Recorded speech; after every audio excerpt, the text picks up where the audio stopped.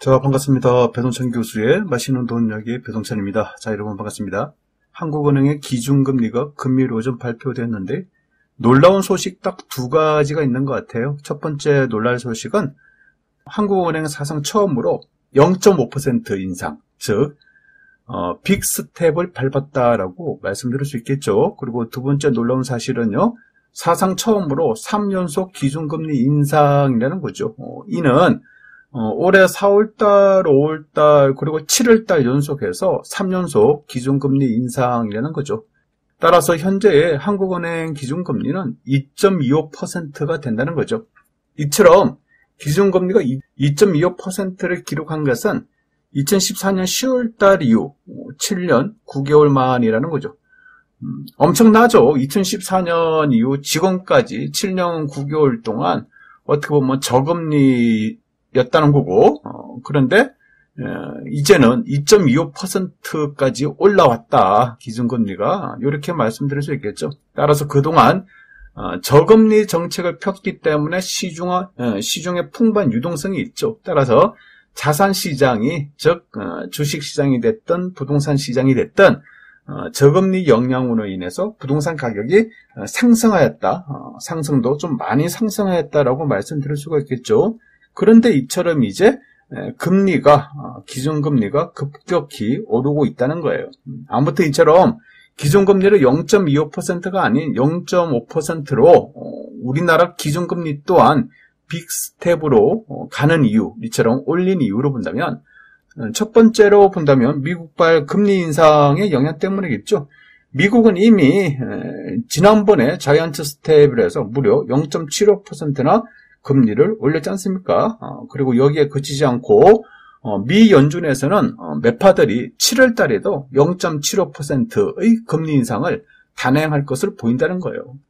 따라서 현재 미국의 기준금리 1.75%에서 다시 0.75%를 더하면 7월 달에 미국의 기준금리가 2.5%가 된다는 거예요. 이처럼 미국에서 금리 인상을 막 단행하니까 국내 또한 기준금리를 인상을 단행하고 있다. 그리고 미국에서 자이언트 스텝으로 0.75%를 올리니까 국내 또한 0.5%라는 빅 스텝을 밟고 있다라고 말씀드릴 수 있겠죠. 왜냐하면 미국의 기준금리가 인상되는데 국내 기준금리를 인상을 안 해. 그러면 미국에서 국내보다 더 많은 이자를 준다라고 하면, 그러면 많은 금액들이, 많은 돈들이, 많은 외국인 투자자들의 자금이 더 많은 이자를 주는 곳, 더 높은 이자를 주는 곳으로 미국으로 돈들이 이렇게 빠져나가지 않습니까? 그러니까 국내에 있는 돈들이 빠져나가면, 외화가 빠져나가면 원화 가치도 급격히 하락한다라고 말씀드릴 수 있겠죠. 따라서 이를 막기 위해서 미국에서 기준금리 인상을 단행하면 국내 또한 기준금리 인상을 단행하고, 미국에서 0.75%를 올리니까 국내 또한 0.5% 올리는 이러한 행위가 이어진다라고 말씀을 드릴 수 있겠죠. 따라서 0.5%라는 국내의 기준금리 또한 빅스텝을 밟았다라고 말씀드릴 수 있겠죠. 그리고 두 번째 원인으로 본다면 국내 소비자 물가 상승률이 6%대로 심각하다는 거예요. 요즘 물가 얼마나 올랐습니까? 마트 한번 가보면, 그렇죠? 또 뭐 편의점 한번 가봐도 물가가 굉장히 많이 올랐다라는 것을 우리는 알 수가 있습니다. 이처럼 뭐 국내 물가가 상승하는 이유, 그런 이유는 뭐 우크라이나, 러시아 이 사태를 들 수 있겠죠. 그러다 보니까 이제 물가가 이처럼 올라가는 그런 인플레이션이 계속되고 있다. 또한 이런 인플레이션 현상은 국내만의 문제가 아니라 전 세계적인 공통적인 문제다라고 말씀드릴 수가 있겠죠. 아무튼 한국은행의 주요 경제 지표도 한번 살펴보면 소비자 물가지수는 6%가 상승하였고 생산자 물가지수 또한 9.7%가 상승하였다는 거예요.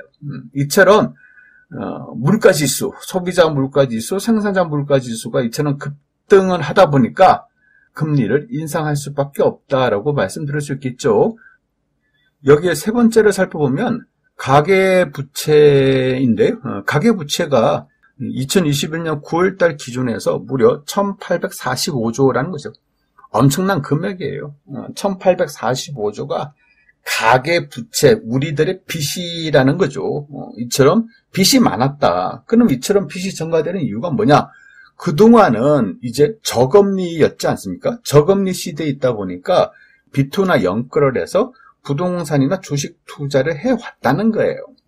따라서 주식도 급등을 했고 부동산 가격 또한 급등을 했지 않습니까? 그러다 보니까 이제 가계부채가 이 정도로 급등을 했다라고 말씀드릴 수 있겠죠. 그런데요, 이제는 급격하게 금리가 인상됨으로써 이제는 비투나 영끌을 하지 말라는 시장에 대한, 자산 시장에 대한 강력한 경고의 의미도 이제 포함이 되었다라고 말씀드릴 수 있겠죠. 그리고 네 번째로 본다면 총 통화량 M2인데요. 평균 잔액이 평잔이 3,694조나 된다는 겁니다. 그래서 총 통화량 증가가 무려 9.3%다. 그러니까 이제 시중에 통화량이 많다라는 것은 물가가 올라갈 가능성이 많고 또한 이제 부동산 가격이 올라갈 가능성이 많지 않습니까? 따라서 통화량도 어떻게 조절을 해야 돼요. 이처럼 급등하고 있는 통화량을 증가를 좀 억제하기 위해서 뭐가 필요하다? 기준금리 인상, 금리 인상이 필요하다라고 말씀을 드릴 수가 있겠죠. 따라서요, 한국은행에서는 이러한 여러 가지 원인으로 인하여 부득이하게 기준금리를 0.5% 올리는 빅스텝을 단행하였다라고 말씀드릴 수 있겠죠. 아무튼 이제 한국은행의 기준금리가 0.5% 빅스텝을 밟게 됨으로써 안 그래도 한국은행에서 기준금리 인상으로 인한 자영업자든 취약계층, 그렇죠? 소상공인 대출을 받은 사람들, 또 신용대출 등등을 이용해서 연끌이나 비투를 한 사람들, 또한 마이너스 통장 등등을 이용해가지고 심지어 보험 약관 대출까지 받고 그러한 돈으로 이제 주식 투자를 하고 비트코인을 사고 이제 아파트를 샀다는 거죠. 그런데 이제는 이처럼 빚으로 인해서 자산 시장에 투자를 한 사람들, 빚을 이용해가지고 투자를 해가지고 돈을 그동안 벌었다면 이제부터는 그렇죠, 확 이제 분위기가 확 바꿨다는 거예요. 특히 한국은행 기준금리를 0.25%가 인상이 된다면 채무자들은 무려 3조 2천억이라는 이자 부담이 증가가 된다는 거예요. 그런데 오늘 금리를 0.25%가 아니라 0.50%나 올랐으니 앞으로 추가로 6조 4천억이라는 이자 금액이 증가된다는 거죠. 더 나아가서요, 작년 7월달 이후, 작년 7월달에 기준금리 0.5%인데요.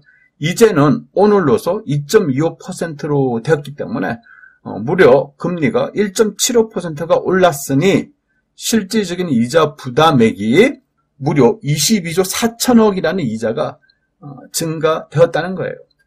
더 중요한 문제는요, 이러한 이자 상승이 지금에 그치지 않고 앞으로도요, 미국발 금리 인상이 단행이 되고 또한 추가로 국내 금리 인상이 또 단행이 된다면 따라서 국내 기준금리가 3%대가 된다면 그렇죠, 정말 앞으로 자산시장에 엄청난 큰일이 다가올 것으로 보인다라는 거죠.